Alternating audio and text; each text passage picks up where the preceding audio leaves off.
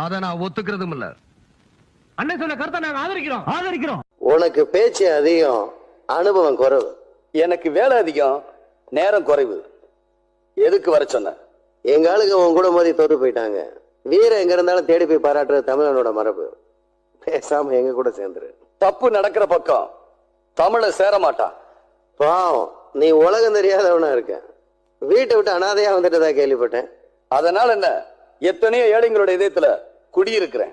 இந்த நாட்டுல இருக்கிற கோடான கோடி சாதாரண ஏழை ஜனங்களோட மனசுதான் எனக்கு பெரிய சிம்மாசனம். அதுல எனக்கு எப்பவுமே ஒரு தனி இடம் உண்டு.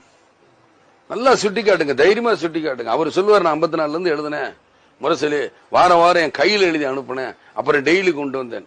அன்னைக்கு சொன்னவர் தான் இவர் சொல்லாததா? காமராஜரை திட்டாததா? ஒரே பேர் தான், காந்தி தான், நேரு குடும்பம் தான் ஆளணுமான்னு கேட்டவர் தான், அவங்க வாரிசே வரணுமான்னு சொன்னவர் தான் இன்னைக்கு